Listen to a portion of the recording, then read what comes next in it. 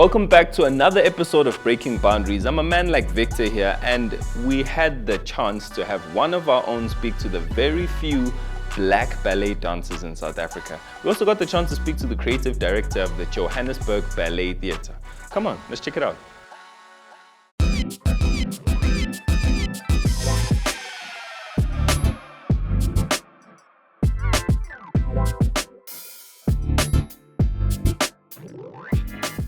Good morning, good afternoon, or good evening, whenever you choose to watch this program. We are here on the best show, of course, Breaking Boundaries. I'm your host, Thando Mgobhozi, and with me today is Thando Mgobhozi. So, right here, as you can see behind us, we're at Joburg Ballet Theatre.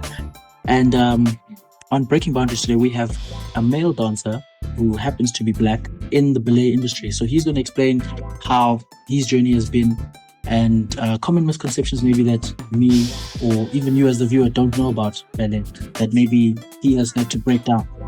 So Thando, as a black male dancer, for instance, how was the first time explaining to your parents that you want to do ballet? Walk us through that journey. It's such an intriguing question. I started ballet very late. I transitioned from a normal school into an art school when I was 16. So there was not really ballet, it was contemporary and African, and then I started ballet in varsity when I was 19.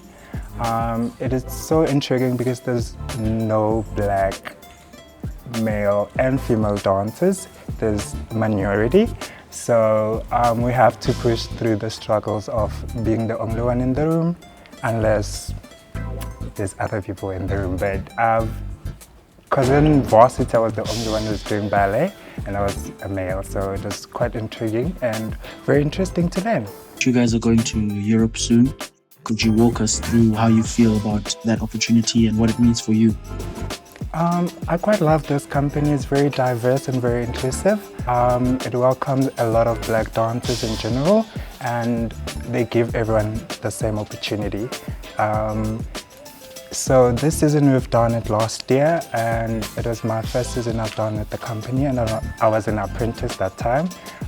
It is so intriguing to work with different choreographers, people who are so distinguished, who are very elite in the ballet industry, and it was the first time working with high choreographers, and it was so nice to learn from different people, get to understand how they work with professionals, also being in a room full of beautiful dancers, very articulative, very talented and very expressive. What kind of legacy do you want to leave behind? Because obviously we've, with the little bit of homework we've done, we know that a lot of South African dancers are normally recruited overseas because they like the style and the way that you guys handle yourselves.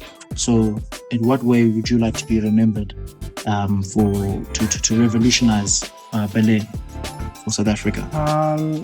Currently, because ballet is very not South African, it's an European culture. But we find South Africans changing the narrative, including African movement elements into it. It's very intriguing to see choreographies that actually speaks to us. I'll speak about a work that's recently been done by Dumilikana, a choreographer in Joburg Ballet. He done such a beautiful work called Mpo. It's very grounded while allowing the classical lines to be there, the European structure, but it's very intriguing to actually transcend an African story into a new classical body.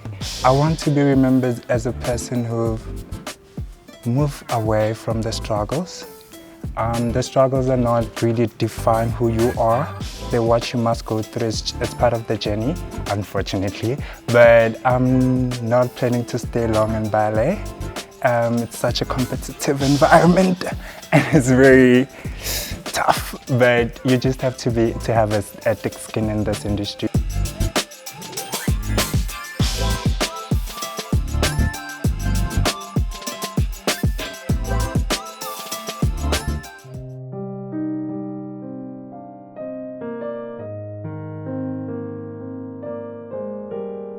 With me today is Dane Hurst.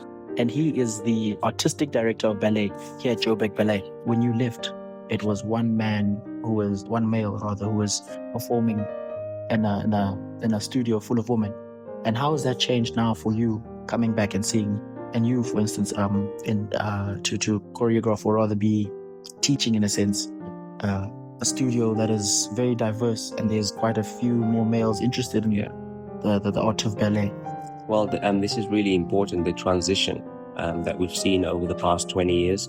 I've traveled around the world, like all around Europe, America, even China, and I see how people celebrate the arts, and male and female are absolutely necessary to make this art form what it is. And, when anybody attends a performance and they see men being powerful, sensitive, emotional, going through all of those different emotional states, you don't often see men being sensitive or portrayed in a different light as opposed to, the stereotypical masculine idea of how you are supposed to be as a man. But the great thing about dance and ballet is that as a man, you are able to portray all of those things that make us human. And I think it's really important for guys to get into dance because it allows you to connect with everything that you keep hidden. So we might not be great communicators of emotion as men, but through dance or through an art form such as music, you're able to express yourself and get those frustrations out, the things that you can't articulate in words. As a dancer, you are able to then communicate those things and get it out of your system, the frustrations.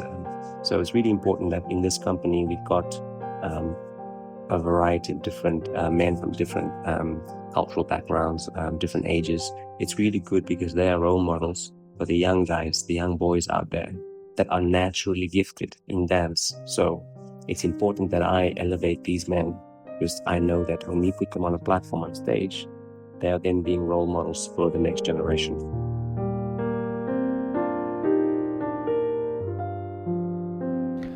Shout out to the Johannesburg Theatre for giving us the opportunity, and a special shout out goes to Thando and Dan for making the time for us. And you guys know what to do from now. Don't forget to like, comment, share, and subscribe, and then join us for the next one.